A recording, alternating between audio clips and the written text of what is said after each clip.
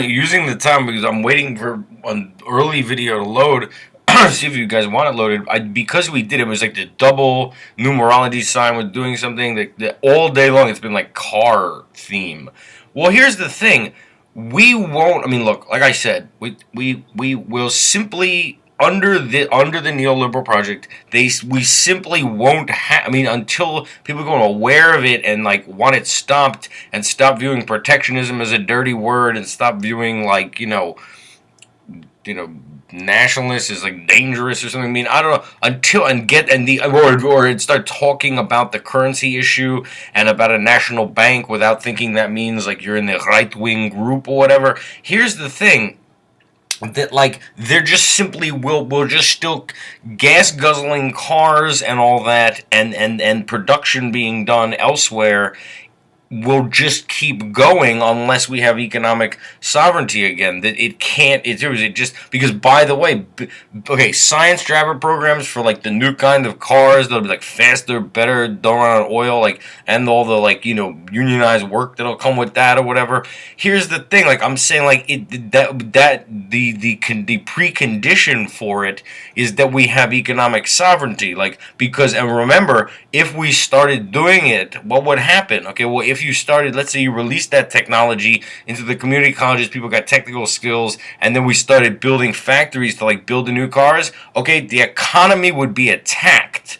Okay, large scale transnational currency traders would sell off all their dollars and the whole economy would collapse. That's what it means to live under threat of capital flight. It was in as we were doing it, like even if you got the politicians to do it, like ready, we're gonna do it, we're gonna everyone's gonna learn the new technical skills for the cars that don't run on oil and don't pollute and they're faster, and we're about to build all the factories and there's gonna be new unions. Okay, the very announcement of that, okay, would lead every single type of Royal Bank of Scotland, that whole Inter Alpha banking network, the transnational corporations that are of course in their own currency trading thing because they have it to do. Okay, they just start selling off all their dollars and the whole economy would collapse worse than it already. We'd go into a Great Depression where everyone would, like rich people would have to sell their houses too. Like that, if we were to dare to do something irrational, it's called irrational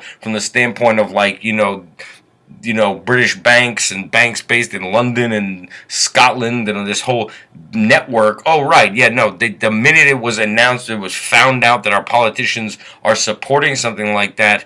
Oh, no. The whole economy will collapse because we'll be punished by capital flight. They'll go elsewhere. Okay? That's why currency is an issue, and that's why you mention it in your classroom, saying how can you deny math. By the way, that kid Lautner, I mean, there's a kid who had a high IQ, but he wasn't in like the ruling classic. He's exactly the kind of young person like who would be aware of the problem and sensitive to it and like look into it and realize there is this neoliberal project. It's a class war weapon. It's disintegrating our economy, and and the main thing that's happened is since the deregulation of the currency market and the removal of capital controls, there's $3 trillion a day moving back and forth, looking to prevent countries like ours from building new cars and like having new production and new jobs and high wages and all that. Okay, he's just the kind of kid. It's a smart kid. He's taking a math and economics class or whatever. Right. He said, well, how can you deny math? It's a little agitating.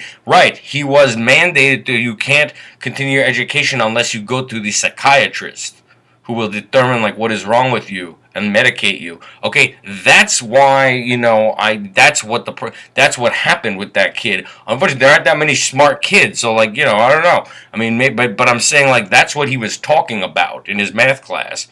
And the very fact that no one was able to talk about it, yeah, he also knows they're controlling the students with like intellectual codes and structures of grammar that if you you can't talk about objective reality in your classroom. Okay, so right, so he's sent to the psychiatrist. Same sort of the same way I ended up in that psychoanalysis place. But I mean, here's the thing. I mean, that's the problem. It has to be considered a main topic in like economics classes and in business schools and in math classes that this neoliberal thing designed on blackboards. Which, by the way, I've read the literature on. I mean, it's math formulas that are like slightly based on what they call neoclassical economics, like, but it's sort of like made in it's statistical. But I'm saying all of this is something that you're not allowed to mention. Here's the other thing, too. It is not market forces that shifted all production jobs there. Like I said, the neoliberal project is not something created by the market. The propaganda on it is. But when a car manufacturer, builds factories in high repression areas, that's no different than when the Soviet Union, like, moved production from one part of Eastern Europe to the other. Remember, this free trade thing is a myth. Like, trade's in decline. How are they getting away with calling it, like, saying good for the economy or something? Well, because in the balance of payments, 50% of what's counted as trade is internal to single corporations. That is, it doesn't enter any economy. It's the movement of physical, of objects across borders.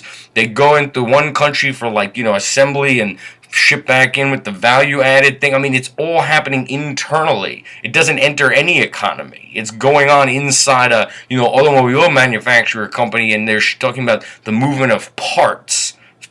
Parts. Okay, that's no different than when the Soviet Union shifted production to, like, I don't know, Bulgaria from somewhere else or whatever. It's not entering any economy. Remember, that's why, like, a lot of people, like, to the type of, like, working class people, but, like, who live in the Pacific Northwest, like, are, like, building that weird homeland on their literature. It's funny, but it's not. They're a map of the United States with a hammer and sickle on top of it. This is not the propaganda is that it has something to do. It's good for trade and it's good for business. No, what it's creating is an absolute decline in trade. It's creating a stock market that never grows and hyperinflation. Okay, and of course what's happening to workers. But none of this is created by market forces, and none of it benefits our economy.